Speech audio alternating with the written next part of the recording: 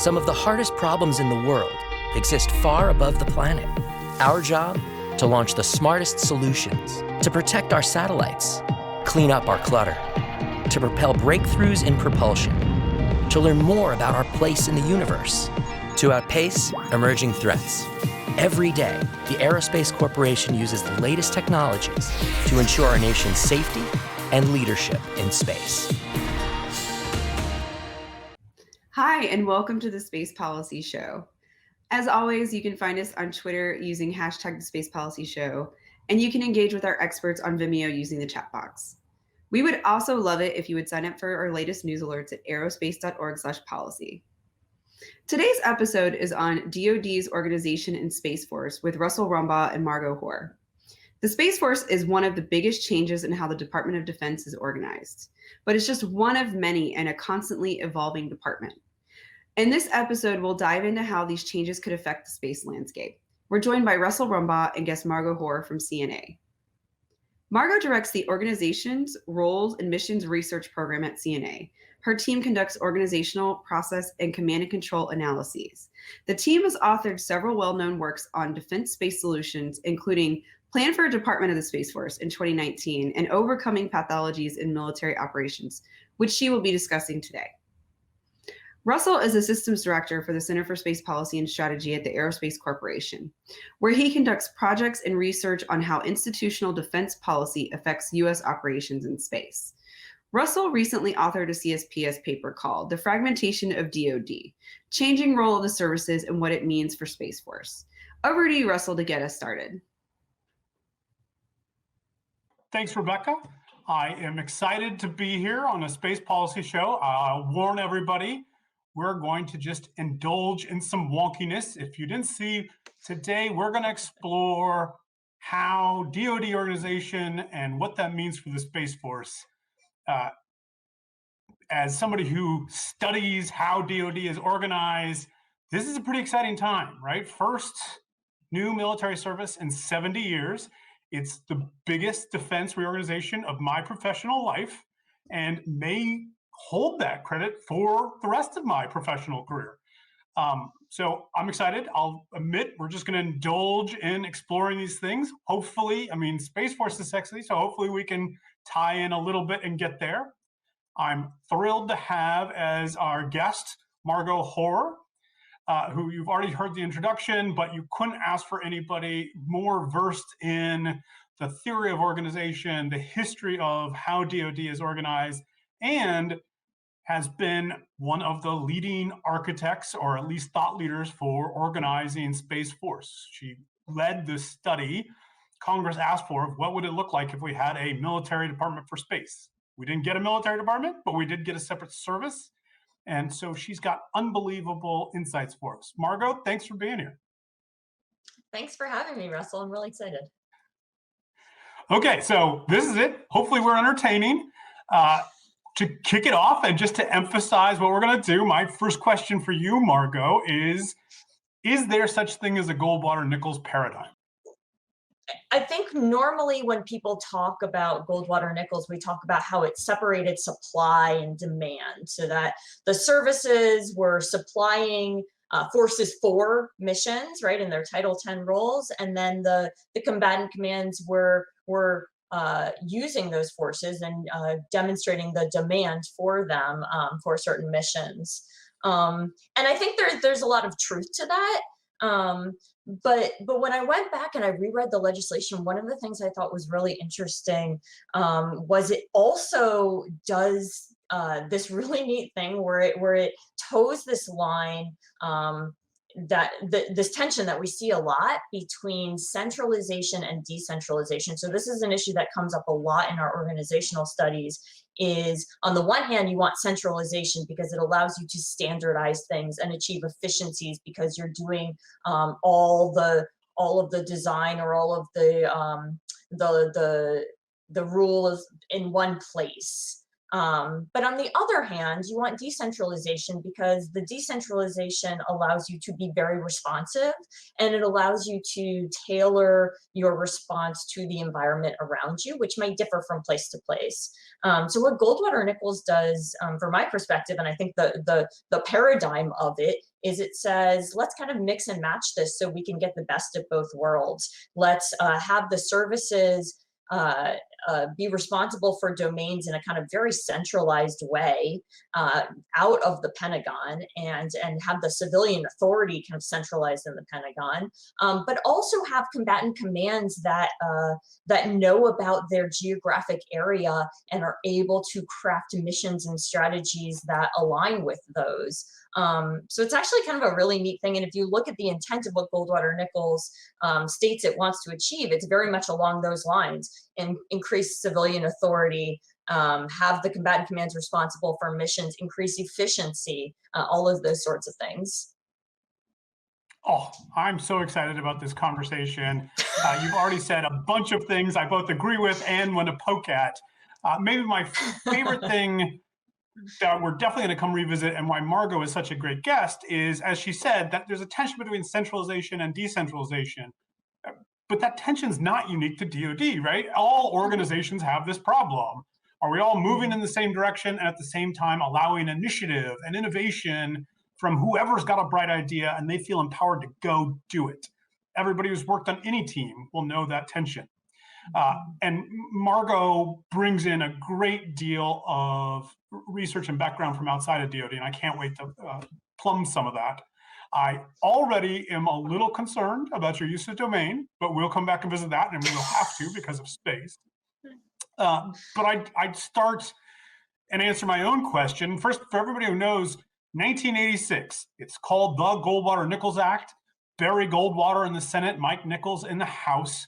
And this is the culmination of at least a decade of thinking about how to organize defense differently.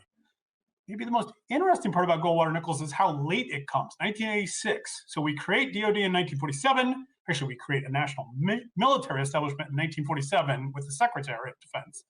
Becomes a real department in 1949.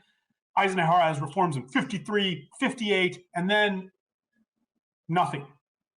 28 years passes until we get Goldwater Nichols. The Navy is a little bit concerned about this. They're a global force, and they're worried in responding to all of the COCOMs, can they fulfill their inherent duties? I think that reaction is interesting. I think it's almost always flawed, actually. But I also think the old paradigm, which really kind of had this centralization versus decentralization, the secretary versus the services, has really kind of ameliorated. Margaux, can I turn it back to you? Did I correctly characterize some of the concerns in the Navy about their relationship to the COCOMs? So I mean, I think that that's a conversation that's been having a lot is are the COCOMs demanding more than they need, or at least more than the services can provide, and are the services kind of trying too hard to say yes to everything? Mackenzie Eaglin actually had a really nice article in War on the Rocks where she explored this. And again, right, I mean, I think that the result of Goldwater Nichols is a separation of supply and demand, but that doesn't necessarily mean that was kind of the only intent or the original intent. But I think the reason that it's a challenge in separating those is that in the business world, right, when you've got supply and demand, the moderating factor is money, right? So if you've got less supply or more demand, the price goes up. But we don't really have that in this case. The moderating thing is risk, and risk is different for different decision makers, and it's hard to quantify or even characterize the risk of something happening kind of on a national security scale or inside of a COCOM scale. And so I think that's why we see the challenges that we have is this the moderating influence between the two is not kind of an inherent or automatic thing the way currency allows it to operate in the business world. I mean, I think it's a great point. I love you bringing risk in, which is a really difficult word to use in these conversations. But I like how I illustrate that by not being able to say it myself. But I thought the point you made of different people see risk differently, and you're definitely getting that tension of, well, who gets to decide how many ships go out?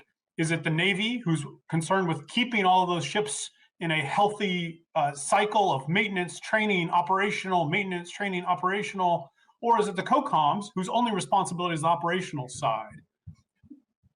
Goldwater Nichols clearly saw the person who was going to make that call was the Secretary of Defense, right? This centralization. We're going to consolidate. And in fact, one of the big things Goldwater Nichols did was it didn't make the chairman a chairman of general staff, right? The chairman is an advisor, a really important and much more independent voice than he was before, but still an advisor. It's the Secretary of Defense who has all the authority. I'm going to lead with my first plug here. One of the reasons I've embarked on this conversation is because I recently did a paper. I hope you'll go look at it. And why I want to start with the Goldwater Nichols paradigm is I think it's starting to fray on us. And one of the reasons it's starting to fray is we sometimes talk past each other because we have another actor, Congress, who is judging risk even differently. And of course, Congress is not a unitary actor, right? 535 people all doing different things that have to come together in two chambers that then pass legislation to direct with a lot of side comments anytime they feel like it. And the way they have expressed risk differently in the last 30 years is when they worry we're taking risk on something, they say, hey, maybe I need somebody to pay attention to that. And that kicks off immediately in the Nunn-Cohen amendment to Goldwater Nichols, which creates SOCOM, the Special Operations Command. And my argument is we have continued with this. Somebody else, usually Congress, usually affiliated with advocates who say, hey, we, the country, aren't paying enough attention to this. The Secretary of Defense is not paying enough attention to this. I'm going to entrench an advocate to argue for that. And what has happened is we keep creating these new organizations. Missile Defense Agency and its successors, SOCOM. The one that's pressing right now is Defense Health Agency. Just in the last couple of years, Congress has said, hey, I want a central person responsible for all of DOD healthcare. And of course, the most notable change recently is the Space Force. Margaux, what was it like? What were the problems you saw when you started exploring creating a new military department for space, or in your later work when you look at how Space Force stands up? Yeah, so before we go to that, I actually want to go back to the idea that if you want somebody to pay attention to something, right, you create kind of this new organization. And it's very true. If you've got like a marginalized community or a marginalized topic area or whatever, right, what usually happens is if you've got, it's a small fish in a big pond. And so it's always below the cut line for budget decisions, right? You never get a seat at the table. And so kind of very obvious way to change that situation is to change the pond it's in. So you elevate it, and all of a sudden it's got a seat at the table, and it's a big fish in a much smaller pond, and it has its own budget, right? And it achieves a lot of what you want to achieve kind of mechanistically as well as from a attention perspective.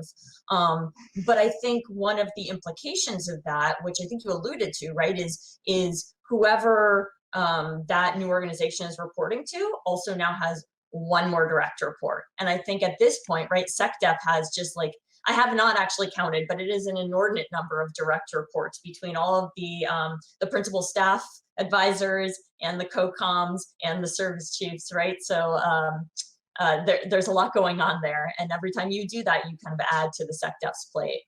My last count was 19. My last count was 19 principal staff assistants, 11 COCOMs, 5 services now.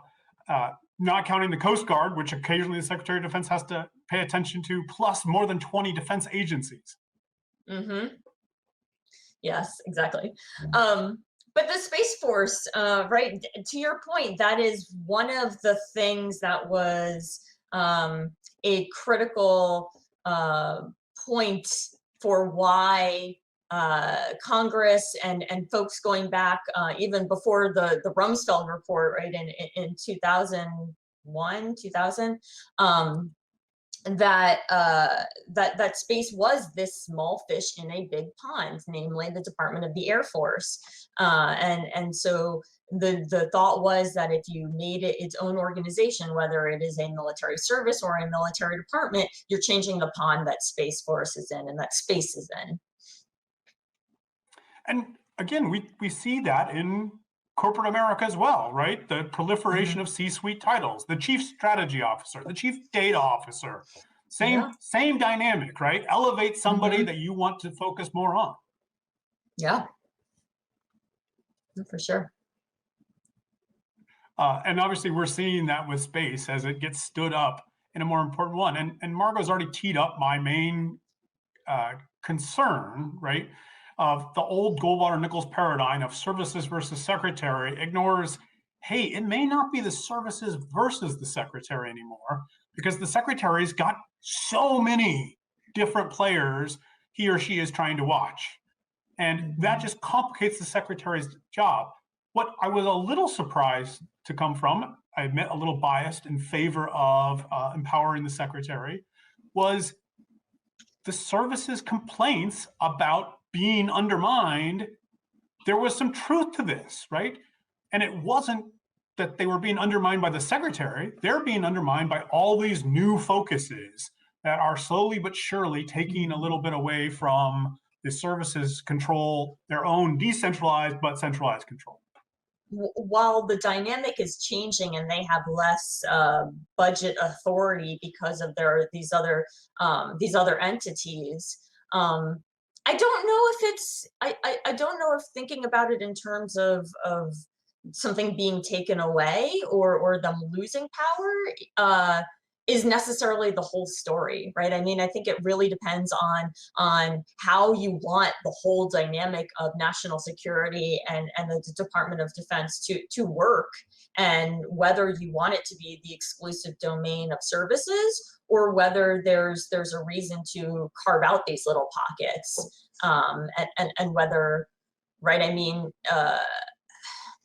whether what you really need to do is take a step back and kind of review the framework and the architecture overall, right? One of the things that has struck me about the National Defense Authorization Acts over the past handful of years is it feels like Congress is kind of nickel and diming changes in the Office of the Secretary of Defense, where they fix a little bit here and a little bit there, but you end up with this like Frankenstein where maybe all the pieces don't work as well as they should. It's actually one of the 4 pathologies that we've outlined in a synthesis that we did. We call them patchwork organizations because apparently Frankenstein organizations are something else. But it makes you wonder if maybe what they really need to do is take a step back and say, you know what, rather than making all of these tiny little tweaks, let's see if maybe we need to take a wholesale look at the paradigm with which we organize the combatant commands. And is there something that we should be doing differently there? I think, Russ, that probably goes to another point that you wanted to talk about, which is space comm versus space force, right? So we've got these geographic domains that worked very well when all of our operations were terrestrial, but that's different now. And it's not just space, it's also cyber. It's also, right, one could argue information. And so in my mind, right, that really argues again for a much more wholesale strategic reassessment of the way that we organize for national security and defense. And space is a great leading contender for that early conversation. The way we've created the new space organizations is absolutely orthodox to the Goldwater-Nichols paradigm, right? I have an operational command, Space Comm, a combatant commander, a 4-star, reports directly to the Secretary of Defense. I have an organize and train and equip organization, Space Force, which reports through the Secretary of the Air Force to the Secretary of Defense, even though they both have the same responsibility, really, which is space, everything 100 kilometers and above. That's different than what we've seen, right? Because the Navy had a global responsibility. And so when you had regional combatant commanders, there was a reason you might want to favor the Middle East instead of the Indo-Pacific, or maybe now you want to tilt back the other way. SpaceCom and Space Force are going to explore something different. I go back to Margaux's point about how complex Goldwater Nichols was. My favorite one was SOCOM itself put that original emphasis in Goldwater Nichols at odds with itself very quickly, right? Special operations is something special, but it's also global. And so they get to be in charge of all of special operations all over the world, even if there's already a combatant commander in charge of that region. And that tension of, well, wait a minute, which one is in charge here is a little bit of intense. And we see that reflected in Transportation Command as well, and in Strategic Command as well. I'm in charge of all the nuclear weapons, but man, nuclear weapons are supposed to land somewhere, and that somewhere is owned by a regional combatant commander. What can we learn about that tension between SpaceCom and Space Force? The same AOR, different responsibilities. Well, Russ, I think one of the things is that we think about combatant commands as either functional combatant commands or geographic combatant commands, but that's not actually in the legislation, right? It doesn't say there will be two kinds of combatant commands. And so I almost wonder if we've artificially kind of constrained the way that we think about this, because we think about combatant commands of two different kinds, and they don't necessarily need to be that way. But I think as long as you're clear about what takes primacy in what situations, you can work that out, but it requires kind of anticipating what those situations might be and establishing those rules up front. I think Space Force and SpaceCom is a little bit different, right? Because there is a clear distinction between the administrative chain of command and service responsibilities, but also it's a operational environment as well. And I actually think one of the really interesting things is again, this distinction that we're making in our own minds of geographic and functional combatant commands. And SpaceCom has been defined as a geographic combatant command, but in many ways it's kind of a little bit of both, right? Sure, it's a physical space, but there are no countries whose physical location is space, right? All of the countries that are in space are on the Earth, right, in one of the geographic combatant command's domains. And so when the commander of US SpaceCom engages with those countries, he needs to do it through the geographic combatant command. So space is kind of all of the above, which makes things convoluted and also confuses a lot of the general public, right? I've seen a lot of things going through my LinkedIn feed about how Space Force has a public affairs problem because everybody's confused about what SpaceCom is versus what Space Force is. I don't think the general public cared much about Goldwater Nichols and the separation of operational administrative chains of command before, but it didn't really matter because they were usually distinct enough that there wasn't this confusion. I don't really think it's a public affairs issue, but I understand why there is that confusion now. Something General Raymond himself is acknowledging. Although I want to bust you a little bit, you cheated there and you referred to the geographic combatant commander's domain, right? The preferred doctrinal term is area of responsibility. In English, those both sound pretty similar, but that tracks back to those advocates for space have been this 50-year argument captured in space is a place. And that fed very nicely into this domain concept that sort of took off in defense conversations in the 90s. And in fact, you can draw a pretty straight line from there to the creation of Space Force, right? Because the logic becomes really clear. I have an army for the land domain. I have a navy for the maritime domain. I have an air force for the air domain. Space is a domain. I have to have a space force. And when said that way, it makes a lot of sense. except then we run back into this operational administrative divide, and I have two space organizations. Could I turn it back to you? You mentioned your pathologies, but you didn't actually lay them out. What are those pathologies? And do they help us think about the different roles and the different ways those two different organizations get at it? That's a good question, right? So I'm gonna have to talk to think a little on this one. What we've been doing organizational studies and reorgs for over 30 years at CNA. And so when we went back and we looked at them, there were four things that really stood out. And so the first is multi-hatting, right? We originally said dual hatting, but it turns out that some organizations have 3 or 4 or 5 hats.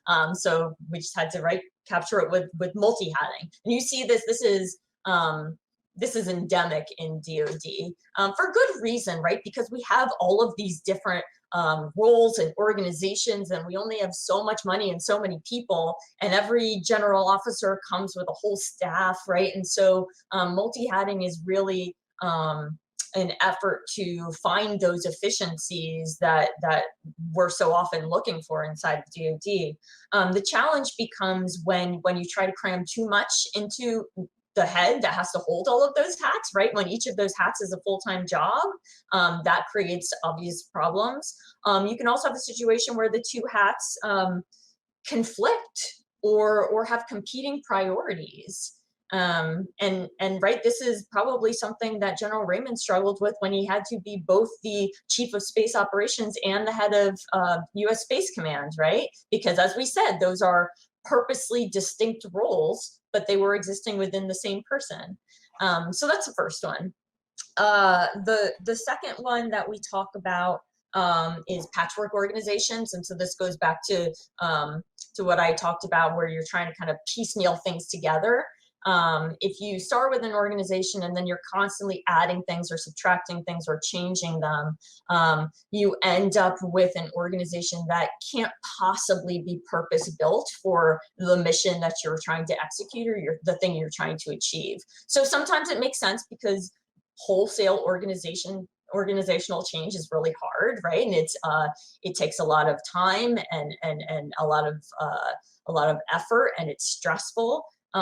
So sometimes it makes sense to just make those little small changes, but at some point you need to take a step back and say, okay, it's actually time for a major change now. Well, just those two provide us a lot to talk about, right?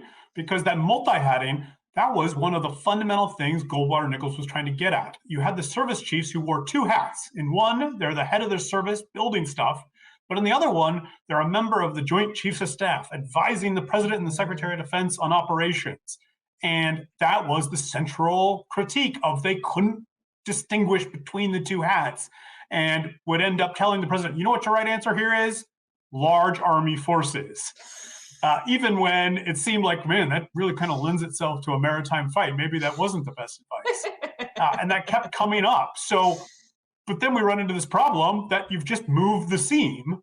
So now we have two space organizations, and they don't have that multi-hatting. And General Raymond was very explicit, like, hey, keeping both these organizations running by myself is pretty tricky. But it just now creates a seam of now we need these two 4-stars to talk to each other probably frequently. And your patchwork, I'm sorry, my last joke on the multi-hatting is size matters too, right? In the past, when I've tried to schedule a representative from all the services, it's always the Marines who are the hardest to get because they're much smaller, right? They're less than 200,000 people. They only have 2 4-stars compared to the other services, which are all well above 300,000. And it turns out every Marine had to wear, especially the generals, had to wear more hats. So their schedule was just more crowded. And so while I had a dedicated person from the Navy and Army, I had to wait for the Marine to get free to cover that responsibility. But your patchwork also, if I switch over to your patchwork, that tees up one of the great advantages Space Force has in what I call this new fragmented DOD. In the past, the services were self-contained, and that's just no longer true, right? The big example being health, right? the services have given up almost all responsibility for providing healthcare to their members back home and overseas too, even. That is now a separate organization, especially back home, is a separate organization. But that's a huge benefit to the Space Force because they don't need to hire all their own doctors and nurses. In fact, not only do they not need to hire their own, they're not going to be stuck in the situation where they're walking around in their Space Force uniforms, and then when they go into the clinic, they have to talk to an Air Force doctor because it may not even be an Air Force doctor who's treating them. So although Space Force is going to have a very symbiotic relationship with the Air Force and rely on them for a great many things, there are other ways where Space Force will be able to be a little more clearly designed, a little less of that patchwork, because they can rely on what has fragmented in DOD, and they can just go take advantage of those services. You know, you're absolutely right. I mean, and it's something that I think the leadership of Space Force is well aware of, and they've talked about a lot, is in many ways, they get to start from scratch. So they don't have to create a patchwork organization, and they can be the very first 21st century military organization, right? They don't have all this baggage that we've been trying to shed from the Cold War and the bureaucratic structures and the management theory that was vogue in the 70s, right? They don't have to worry about that. On the other hand, they are very, very small, the leadership right now. The entire service is incredibly small. But the leadership, the staff is also very small, kind of by design, right? They want to be lean, they want to be agile. Congress has said they don't want a top-heavy organization, but that does mean that they're going to have to multi-hat.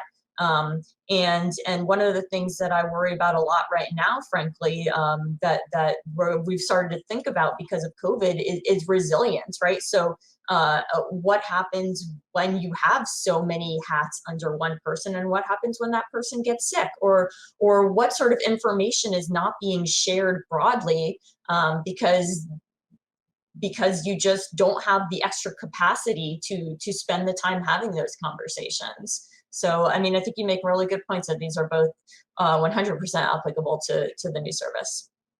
And the Space Force leadership is explicit about trying to be that 21st century military organization. They are explicit of like, hey, we want to design this from the get-go. And we actually know that that can be done because we watched the Air Force do that. Even in 2021, with the Air Force now kind of the old new guy, they are still a more centralized service than the Navy or Army is, because the Navy still has its shore bureaus. It still has vestiges of that in its system. The Army still has a tension between its operational forces and its institutional forces, because that was how it was created in the 19th century. And the Air Force has always made more centralized acquisition decisions, more centralized budgeting decisions. That, of course, has come with its own problem of they tend to be very focused on a single mission, right?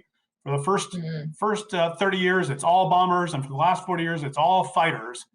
That was one of the reasons that people pointed out of why you needed to elevate space, was space kept coming number two behind the fighters, and I guess behind the fighters, like bombers are starting to get back there. Yeah, no, for sure. So, okay. I want to get back to go ahead. Yeah.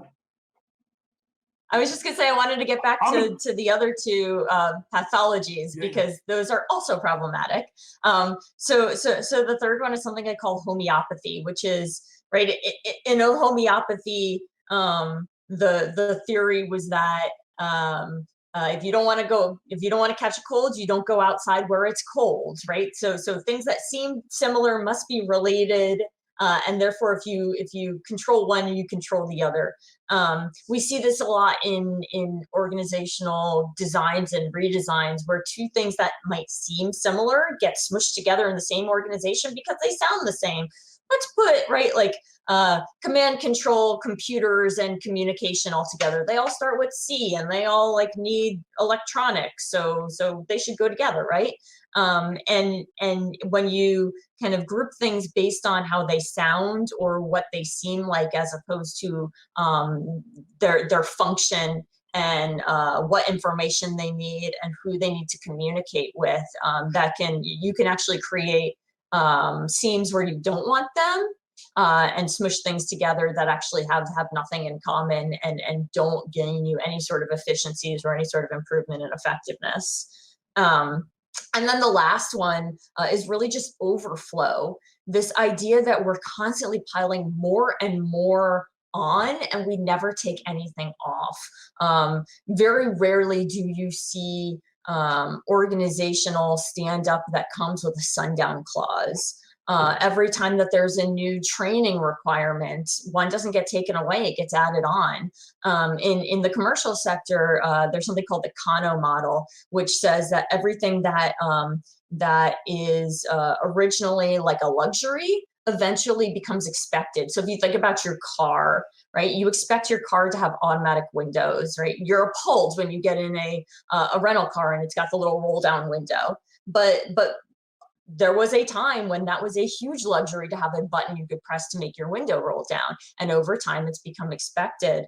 And so we see this in organizations a lot too, where they just don't have the time to kind of reevaluate their, what in the Navy we call their missions, functions, and tasks document, to see what are we doing, what are we supposed to be doing, what's kind of crept in there that needs to be excised, and what are things that used to be relevant that no longer are. You'll be sympathetic to this.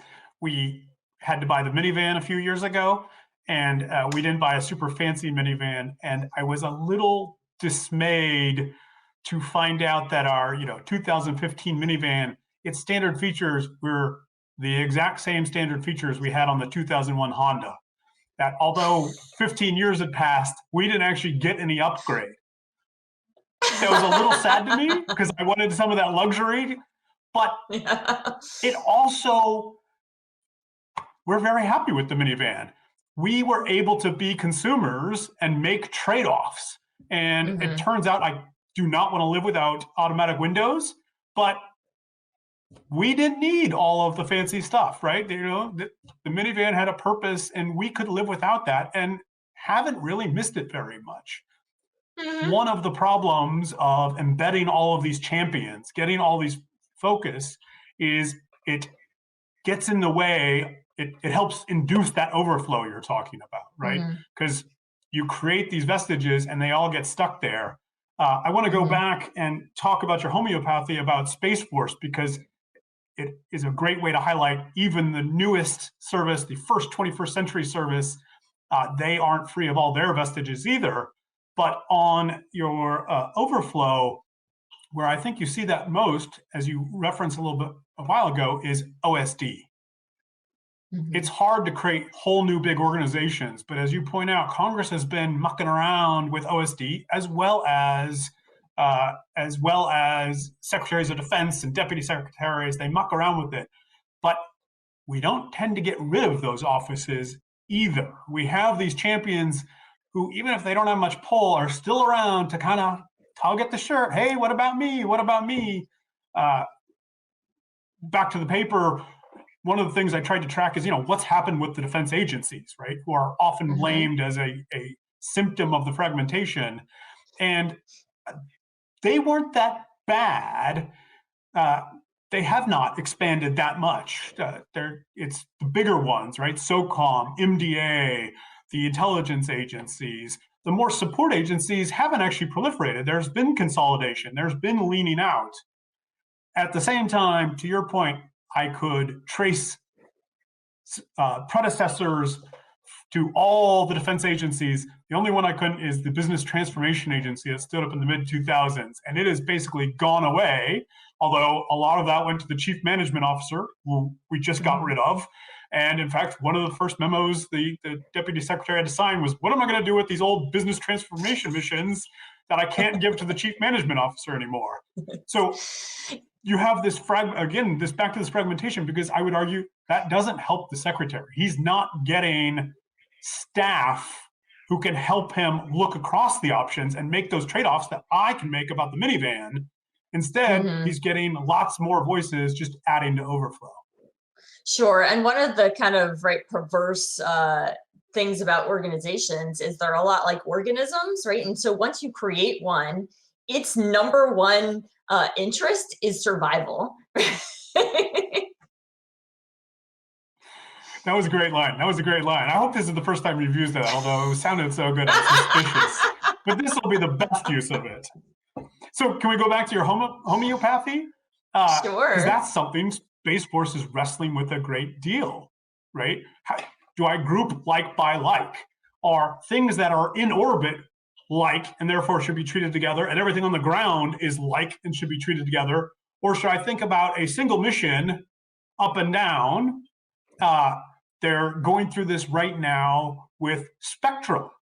I have all these things that fly through the electromagnetic spectrum, GPS, satellite communications, all of these things. Are they like each other, or are those totally separate things? And especially when you get into cyber and cyber attacks, all of that is a thorny subject, and they're wrestling through organizing along those very lines, trying to figure out how do I put like with like, and at the same time get the distinctions that I think will matter.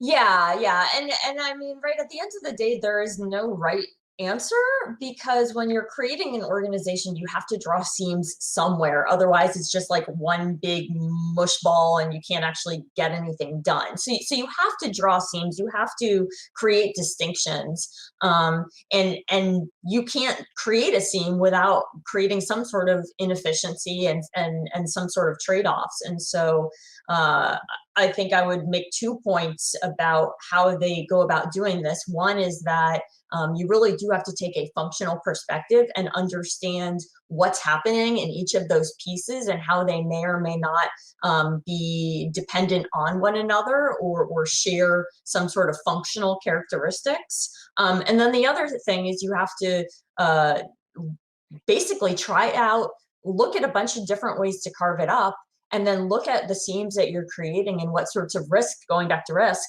what sort of risk you're creating, and then which of those you're comfortable with. Because at the end of the day, an organizational design is going to be all about what are your red lines and where are you willing to take risk, and that's where you put the seams.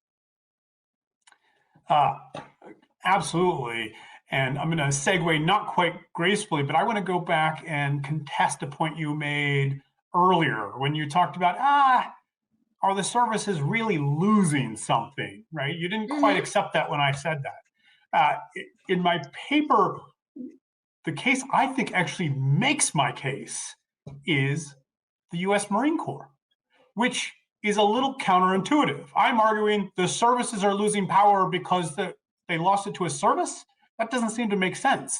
And first we have to put ourselves in the historical sense of back in 1949, 1953, the Marines weren't really a service, or they weren't equivalent to the big three services who had their own military departments, the Department of the Navy, the Department of the Army, and the Department of the Air Force.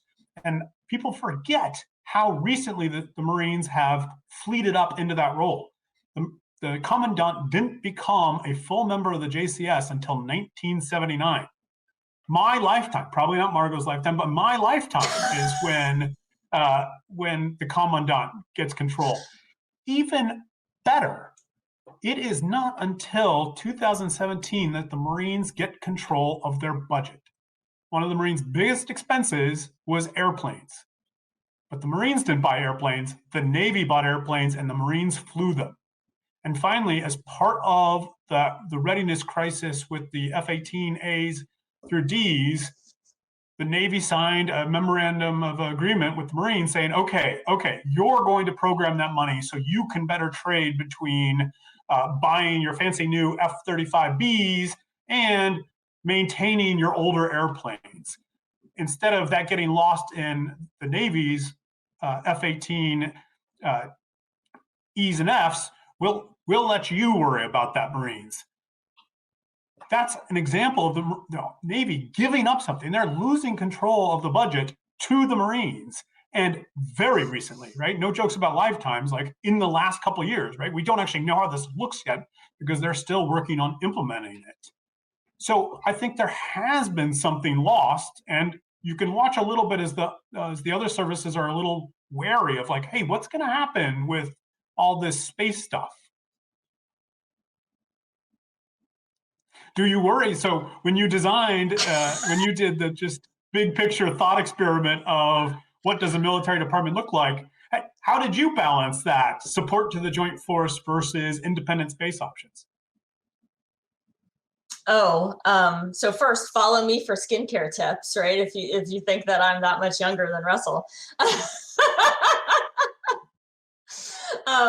But honestly, right, like the nice thing was that wasn't really an issue that we had to worry about. It was very explicit in the NDAA that we were to design a military department, right? So this was not about like, is this a good idea, or under what conditions is this a good idea? The assumption inherent in the analysis was that there would be a military department, and now the question was just, and how do you do that the best way possible?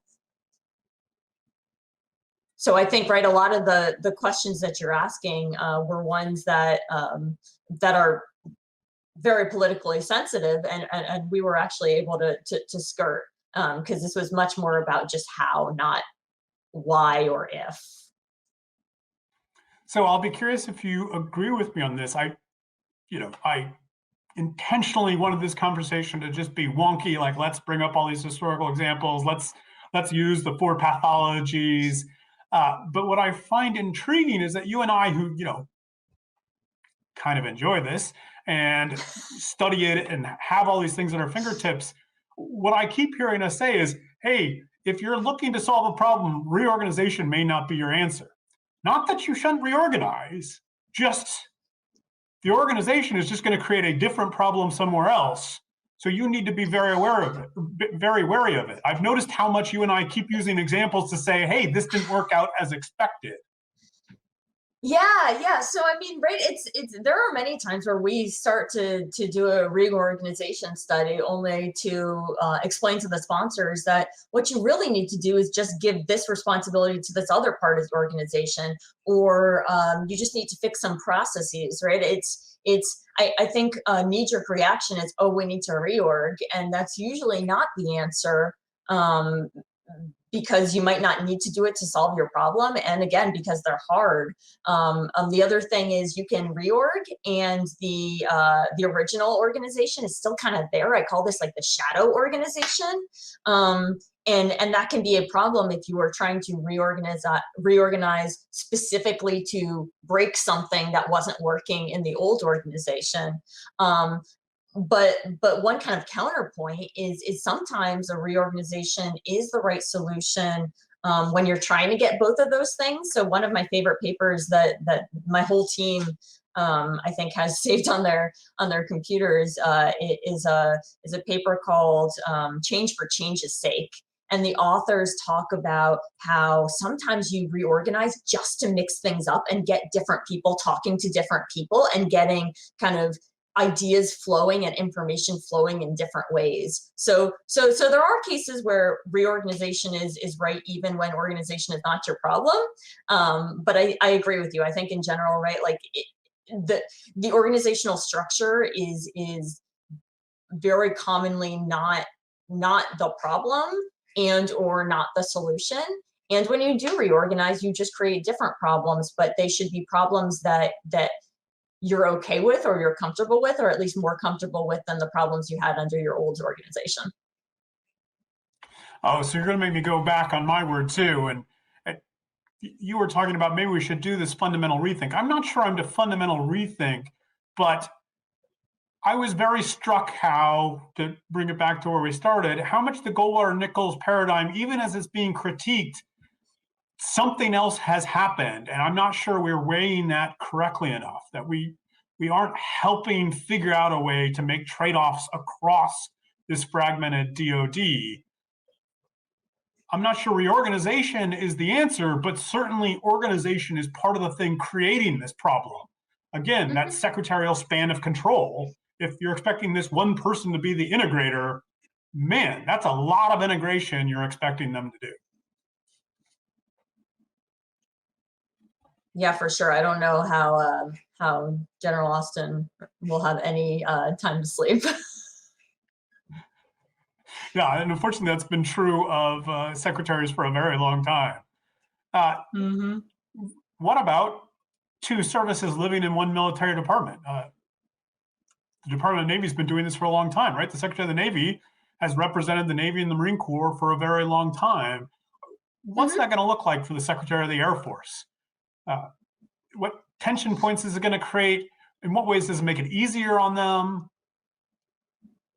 Right. I mean, I think this is really all of what the Department of the Air Force and the Space Force and the Air Force make of it, right? I mean, there's a million ways that you can have them be more distinct.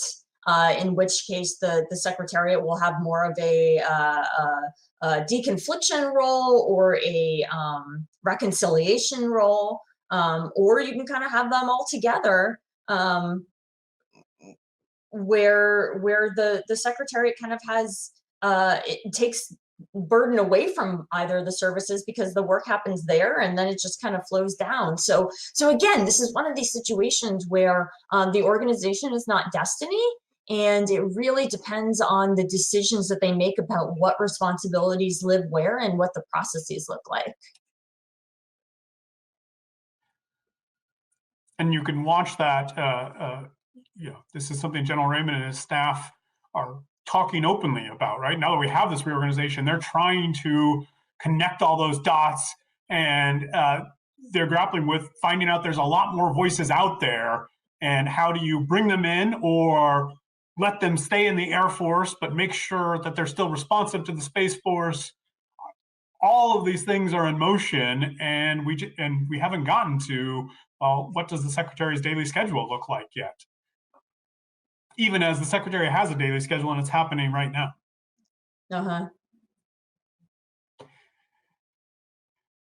Well, we're probably getting to the end. I'll give you a chance here in a minute to offer any closing thoughts of your own.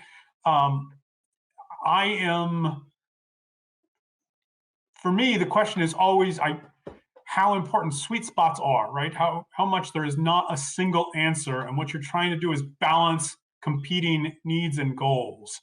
And certainly in the 21st century, so much is fundamental to space. So much of what we do in our daily life, right? This call is almost certainly not possible without space-based resources. And yet, how do you then deal with all of the implications, all of the fallout? And the trick is to make sure you create processes and organizations that tee up trade-offs.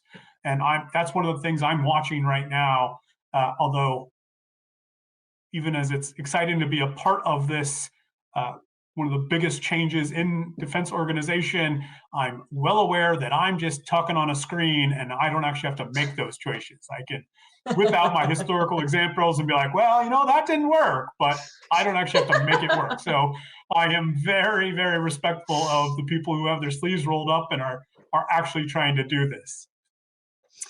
Absolutely, right. Yeah, this is what you described is the reality that we live as well, right? When we finish a study, it is a rare day where I can give you a recommendation and say, this is the organizational choice you should make, or this is what you should look like. It's much more frequently, well, here are some options that we see as viable. Here's where this one is strongest. Here's where this one is strongest. If you really care about A, then you should choose option X. And if you really care about Y and care a lot less about A, then you should choose option Z. I think I mixed up my letters. But the point is that, there's almost never one right answer. And we too are fortunately not the ones that have to make that. But I think we are hopefully helpful in laying that out for the decision makers, right? In a way, in a considerate and coherent way that they probably don't have the time and wherewithal to go through themselves. So we're able to lay out those risks for them so that they can make those decisions. But yeah, I'm glad I'm not the one making those trade-offs. Yeah, you've teed up a pitch I just can't help making. I very much enjoy being at an FFRDC, right? That being a nonprofit chartered by the government, intending to help with these decisions, no conflicts of interest, but at the end of the day, not actually in charge. I don't think it's not a coincidence that you and I from two sister FFRDCs are the ones having this conversation. But we probably should still feel a little guilty that we've taken people through this whole thing and we ended up with, well, there's no one right answer. But hopefully it's been interesting. Closing thoughts? I just think we both need that tagline, right? Like, not actually in charge.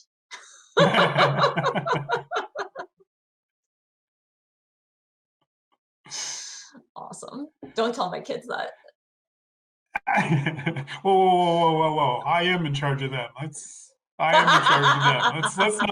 not create any, as you said, don't create any chinks in the armor here.